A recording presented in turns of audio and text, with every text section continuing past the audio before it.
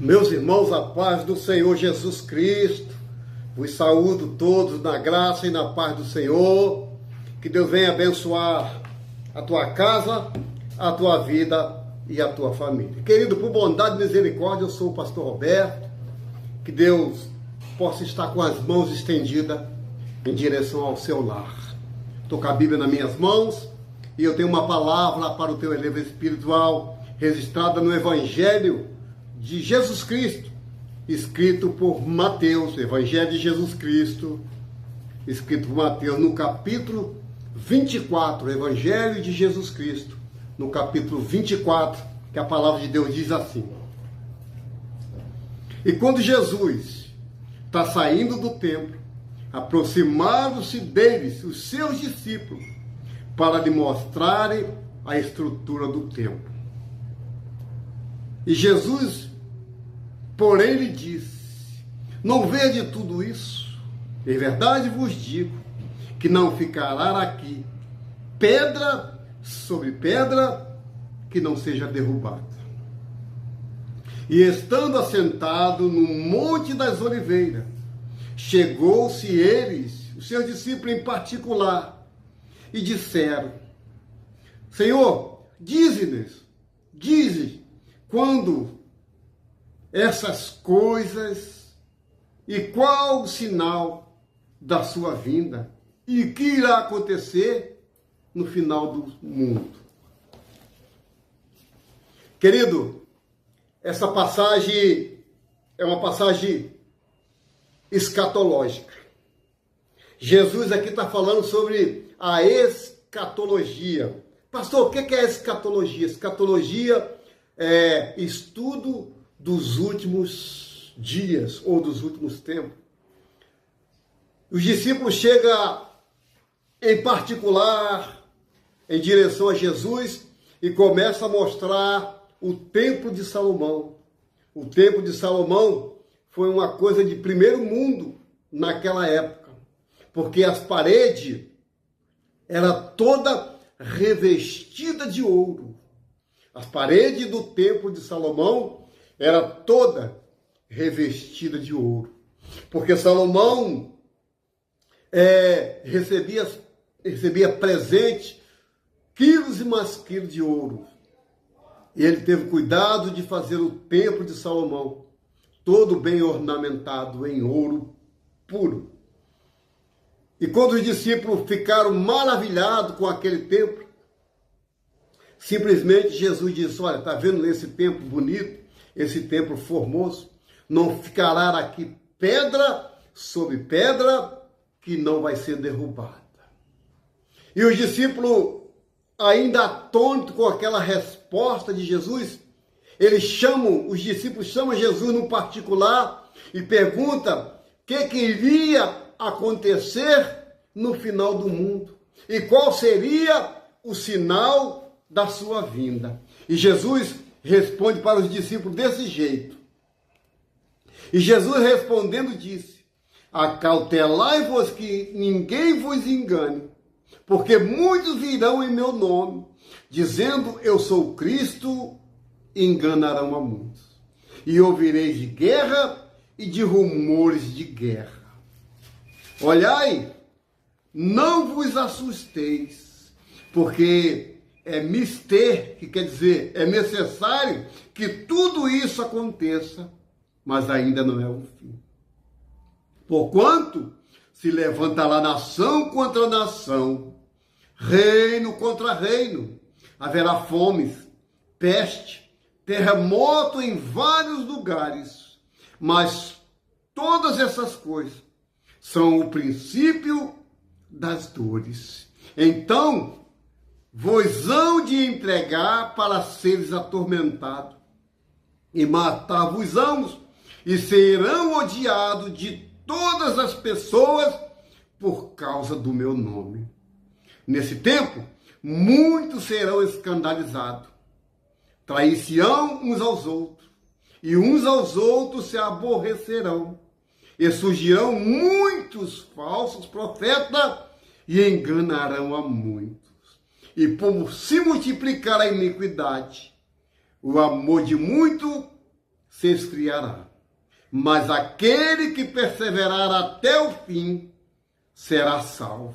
E esse evangelho do reino será pregado em todo o mundo, em testemunho a todas as pessoas, e então virá o fim. Querido, nesse sermão escatológico, no qual o Senhor Jesus alertou os seus discípulos, porque os discípulos ficaram curiosos qual seria a resposta de Jesus a respeito do fim do mundo. Eles começam mostrando o templo de Salomão, que era uma coisa linda de se ver. Jesus disse que não ficaria pedra sobre pedra que não seria derrubada. O que aconteceu? No ano 70 depois de Cristo. Antes de Cristo, melhor dizendo, no ano 70 antes de Cristo, Herodes o Grande derrubou todo o templo de Salomão. A palavra de Jesus se cumpre, né? Porque ele é fiel em suas palavras, e as suas palavras jamais ela volta vazia. E quando eu vejo os discípulos indagando, Jesus mais uma vez em particular chama Jesus no canto e começa a perguntar que sinais seria da sua vinda e como seria o final do mundo. E Jesus começa a enumerar muitas coisas escatológicas que iriam acontecer.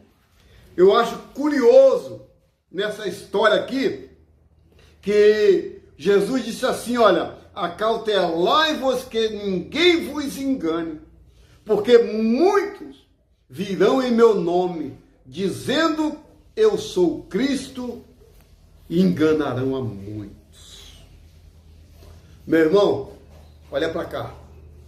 Quantos falsos Cristo apareceu no século 20 e nesse século 21 que estamos vivendo?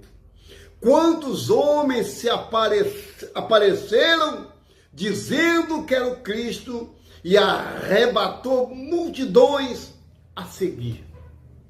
Muitos, muitos, muitos. Se você entrar na internet, vocês verão quantas pessoas dizendo eu sou Jesus Cristo. Muitos. E um deles mora em Jandaia do Sul, chamado Álvaro. Álvaro é o nome dele. O nome verdadeiro dele é Álvaro. Só que ele se intitula Henri Cristo. Henri Cristo. É uma forma de enganar, principalmente, se possível, os escolhidos. O que eu vejo é nessa história que as palavras de Jesus, ela sempre foi, sempre será um alerta para a minha e para a sua vida. E ele disse, e ouvireis de guerra e rumores de guerra. Querido, talvez você esteja se perguntando, mas desde que o mundo é mundo, sempre existiu guerra. Sim, sempre existiu guerra. E a maior guerra que passamos se chama guerra espiritual. Essa guerra é travada todos os dias na nossa vida.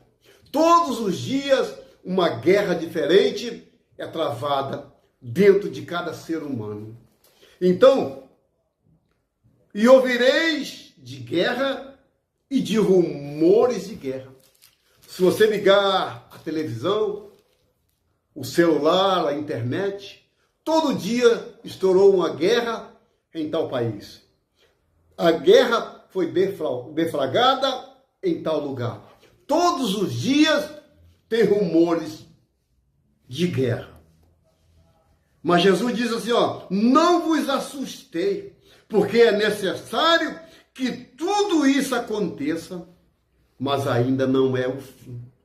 Então, Jesus diz que é necessário que essas guerras aconteçam, mas ainda não é o fim.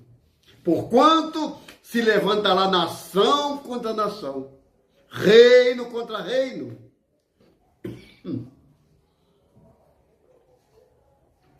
Todo dia surge uma nação diferente, se degladiando, como se vivesse em uma arena, como se quisesse ser melhor do que a outra nação. Então está dizendo, Jesus nos alertando, levantará nação contra nação e reino contra reino. Haverá fome, peste, terremoto em vários lugares. Fome. Fome sempre existiu. Sempre existiu a classe rica, a classe pobre. Sempre existiu fome, principalmente no nosso país chamado Brasil. Se você for no estado de São Paulo, no Rio de Janeiro, em Minas Gerais, aqui no Vale do Jequitinhonha, se você for na África, se você for em vários países, sempre existiram fome. Só que a fome que hoje o povo está passando não é nem a fome do alimento, mas sim a fome de ouvir a palavra de Deus. Porque hoje ainda temos o livre-arbítrio de ouvir, de pregar a palavra de Deus. Mas vai chegar uma hora que a Bíblia será tirada, como existe a janela 10/40. Essa janela 10/40, o evangelho não entra. As pessoas não podem andar com Bíblia nos países vermelhos, como China, como Rússia, como países comunistas. A Bíblia não pode ser pregada. Então, haverá fomes e peste. Pastor, o que é peste? Peste são doenças inventadas pelo ser humano, pelos cientistas, como houve a Covid-19, como está sendo a dengue hemorrágica, como tantas outras, chikungunya, como tantas outras doenças de pele, que os médicos não descobrem a cura, porque é necessário, Jesus disse que tudo isso aconteça, mas ainda não é o fim. Peste, fome, terremoto em vários lugares. Talvez você esteja se perguntando, pastor, mas terremoto sempre teve, sim. Terremoto sempre teve. Mas a frequência que hoje surge terremoto é muito mais do que antigamente. As placas tectônicas que formam o terremoto, elas estão se deslocando cada dia mais. Cada vez mais, essas placas tectônicas estão se deslocando uma da outra para haver furacões, terremoto, tempestade, maremoto. Tudo isso Jesus disse que era necessário. Mas Jesus disse, mas todas essas coisas são os princípios das dores. Pastor, o que é princípio de dor? Você já viu uma mulher grávida? Quando está prestes a dar à luz, o que acontece? Começa as dores de parto, começa as contrações vindo. Uma hora ela vem forte, outra hora vem devagar, outra hora acelera mais o processo, até que vem a dor insuportável do parto, principalmente se for parto normal. Então, essas dores de parto é que a igreja de Jesus Cristo está vivendo nos dias de hoje. Porque foi alertado no próprio sermão que Jesus pregou aos seus discípulos, para que ele ficasse interessado como seria o fim do mundo. E ele diz mais, então vos hão de entregar para seres atormentados. Hoje, ainda não existe perseguição aqui no Brasil. Há muitos países que as pessoas são queimados vivos por não processar a fé nos deuses que eles têm. Eles morrem, mas não negam o nome de Jesus. Eles são esfolado vivo, queimado à praça pública, mas não nega o nome de Jesus. Matar-vos-ão e sereis odiado de todas as pessoas por causa do meu nome. Isso aqui é interessante. Você sabia que nós, que somos protestantes, que protestamos a palavra de Deus, nós somos odiados por muita gente, principalmente pelos domésticos da nossa casa. Porque aquele que deveria nos ajudar, nos apoiar, nos dar as mãos, nos incentivar a palavra de Deus, são os primeiros a dizer: ah, esse aí eu conheço. Ah, esse aí foi terrível. Ah, esse aí viveu a vida assim, assim, assim.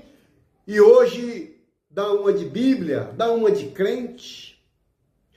Serão odiados de muita gente. Você sabia, por causa do nome de Jesus, as pessoas te olham atravessado? Você sabia que por causa do nome de Jesus, as pessoas não levam fé em você? Qualquer coisa te acusa.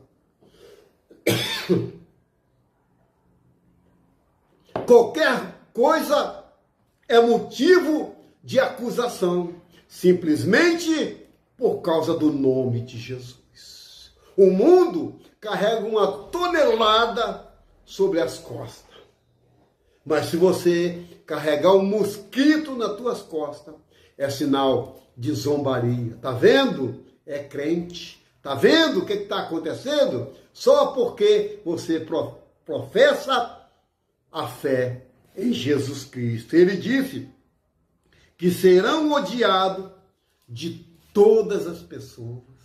Pessoas que poderiam nos ajudar.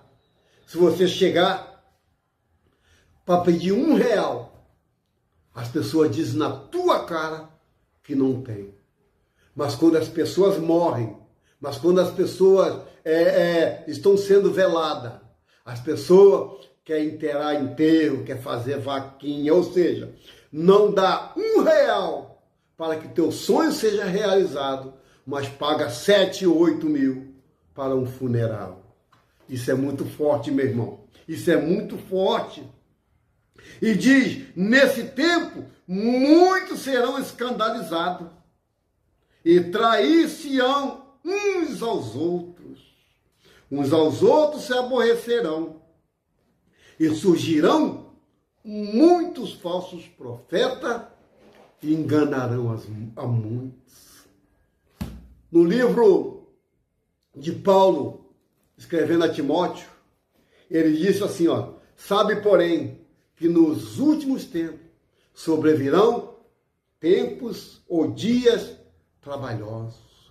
Haverá homens amantes de si mesmo, soberbo, presunçoso, blasfêmio, desobediente a pais e mães. Esse é o tempo que estamos vivendo nos dias de hoje. E surgirão muitos falsos profetas. Quantos falsos profetas? Olha, leva isso para sua casa, leva sal, leva isso, leva a terra de Israel, leva a areia do deserto, leva a folha disso, rosa daquilo. Muitos falsos profetas, que de Bíblia não tem nada. Prega o bem bom da terra, mas esquece da vida vindoura. Mas esquece que lá no futuro há uma vida que vai ser eterna. E essa vida eterna, tanto será no céu, uma vida eterna com Deus, ou uma vida eterna com quem você está servindo. Se você está servindo a Deus, você vai para Deus. Se você estiver servindo a outros deuses, aí segue-se o juízo.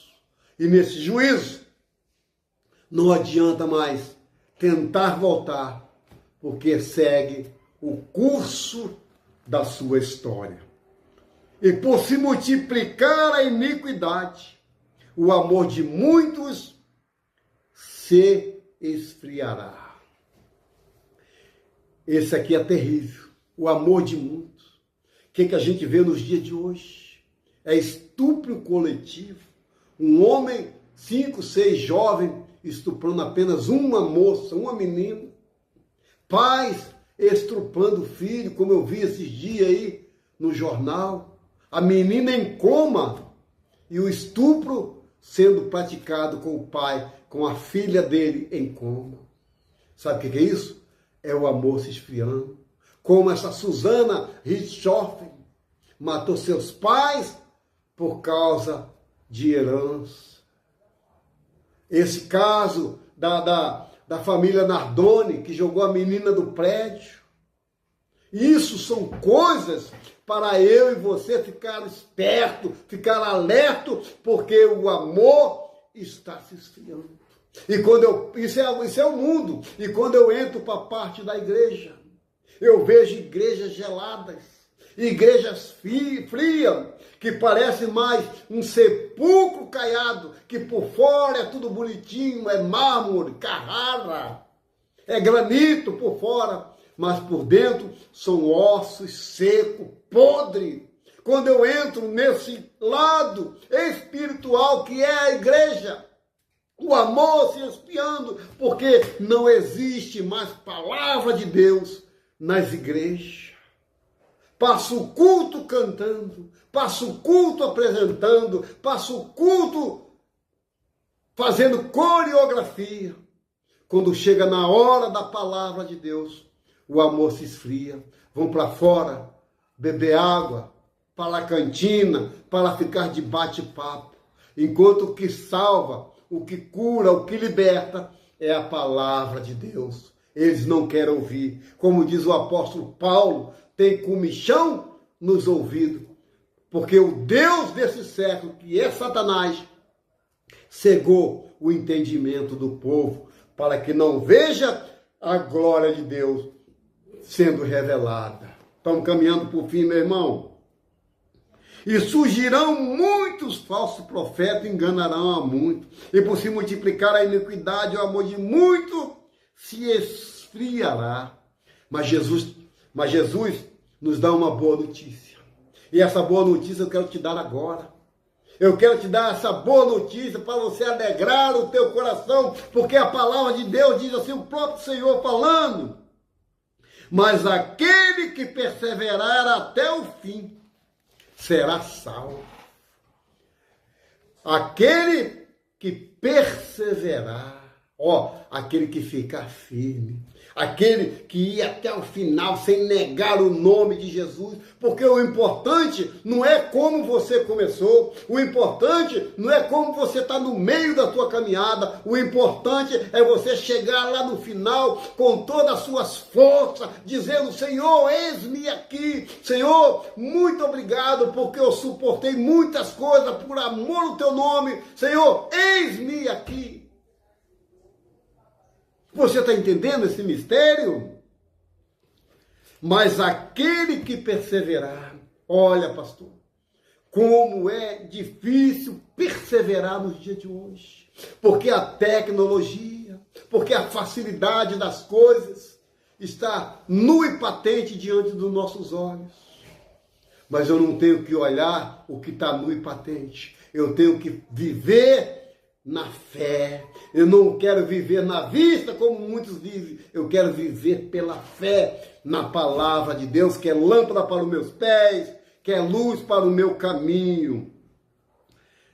Mas aquele que perseverar até o fim, temos que ser perseverante nas tribulações. Temos que ser perseverante naquilo que eu quero. Porque muitos começam muito bem, com todo fogo, profetizando, rodando, pulando, sapateando. Mas qualquer vento de doutrina, as pessoas se afastam. Sabe por quê? Porque a raiz, desde descer, a raiz subiu. Eu só vou ter estrutura do evangelho quando as minhas raízes for firmada ou fincada na pedra fundamental da igreja, que é Jesus Cristo, na rocha labadachô, na rocha eterna, que é Jesus Cristo. Então temos que perseverar. Está difícil? Persevere. Está sendo perseguido? persevere. Não está aguentando mais, mas continue perseverando. Diz que não vai aguentar, mas persevere. Espera mais só um pouquinho de tempo. O que fez a promessa fiel e ele vai cumprir todos os dias da sua vida. Basta você perseverar. Agora que estamos chegando no final, meu irmão e minha irmã, olha, falta pouco tempo. Espera mais um pouquinho. Vamos esperar. Já estamos chegando ao final dos tempos. Breve, a trombeta vai soar. Jesus vai arrebatar os seus, vai tirar os seus dessa terra podre. Mas temos que perseverar. Não adianta eu conquistar tudo hoje, mas naquele grande dia o Senhor disser que não conhece. Então temos que perseverar da agora para frente, mais e mais e mais. Porque todos os dias o pecado bate à nossa porta. Porque todos os dias uma coisa nova surge para tirar o foco do céu, para tirar o alvo que é Jesus Cristo, caminhando por fim. E este evangelho do reino será pregado em todo o mundo. Deixa eu te explicar uma coisa sobre esse evangelho do reino. Esse evangelho do reino será pregado em todo o mundo. Você sabe qual é esse evangelho? É o evangelho do milênio. Não é esse evangelho agora, não. É o evangelho do milênio. É o evangelho dos 1000 anos. E esse evangelho será pregado em todo mundo, em testemunho a todas as gente. Então virá o fim, meu Deus. Tem países que não conhecem o evangelho. Conheceu Pelé, conheceu Ronaldinho, conhece Neymar, mas não conhece Jesus Cristo. Tem ribeirinho na Amazônia, que conhece jogadores famosos, mas não conhece Jesus Cristo. Tem pessoas que conhecem o clube, o time de futebol que escala de 1 a 11, mas não conhece Jesus Cristo. Tem pessoas que conhecem os artistas da televisão, 1 a 1 da novela, fala nome e sobrenome, mas não conhece a Jesus Cristo. Mas quando esse evangelho for pregado a toda a criatura, aí vem o fim. Amém, querido? Hoje eu falei um pouquinho sobre escatologia. E eu gostaria muito que você deixasse o seu like, que você compartilhasse com seus amigos, com a sua casa, com seus vizinhos, no grupo de WhatsApp, no grupo da família. Compartilha aí. É de graça. O evangelho pregado de graça para você. Porque dai de graça aquilo que recebeis. E eu estou dando aquilo que eu recebi de graça para você receber. Amém, querido? Por bondade e misericórdia, eu sou o pastor Roberto. E eu quero estar orando para você nesse momento. Porque chegou o momento de oração. Vamos falar com Deus. Senhor nosso Deus e nosso eterno e querido Pai. Pai, no dia chamado hoje, eu entro na Tua presença. Porque hoje é o dia que fez o Senhor, Pai. Então, me alegro e me regozijo nesse dia que chama hoje. Muito obrigado, Pai, pelas oportunidades que o Senhor tem me dado todos os dias. Porque até aqui o Senhor tem me ajudado. Muito obrigado pela minha casa, pela minha esposa, pelos meus filhos, pelos meus netos, pelos parentes. Muito obrigado, Pai, porque em meio a tanta desordem nesse mundo, jamais, Pai, jamais eu quero negar o Teu nome. Eu quero que o Senhor acenda, Pai, mais uma vez, o meu nome no livro da vida, o nome da minha esposa, dos meus filhos, dos meus netos, dos nossos parentes. Que esse nome, Pai, possa estar escrito que quando chegar naquele grande dia, Senhor, o Senhor disser: vinde bendito do meu Pai para o gozo eterno que está preparado desde a fundação do mundo. Fica com todos nós, Pai, nos dando um dia de paz, um dia de vitória e, acima de tudo, Deus, um dia de salvação. Muito obrigado, Senhor. muito obrigado. Eu só tenho de agradecer, porque até aqui o Senhor me ajudou. Amém, meu querido? Amém, minha irmã? Que Deus abençoe a tua casa, a tua vida e a tua família. Estou com a Bíblia aqui nas minhas mãos e eu te peço, medita na palavra de Deus. Medita, porque a palavra de Deus, examinai as Escrituras. Não leia a Bíblia por ler, não. Lê por ler, sem ler jornal, lê revista, lê conto de fada, mas a Bíblia está aqui. A Bíblia foi feita para você meditar, para você não folhear ela, para deixar num canto com o Salmo 91. A Bíblia foi feita para você meditar na santa e sacro palavra de Deus. Fique todos com Deus, que Deus abençoe, no nome de Jesus.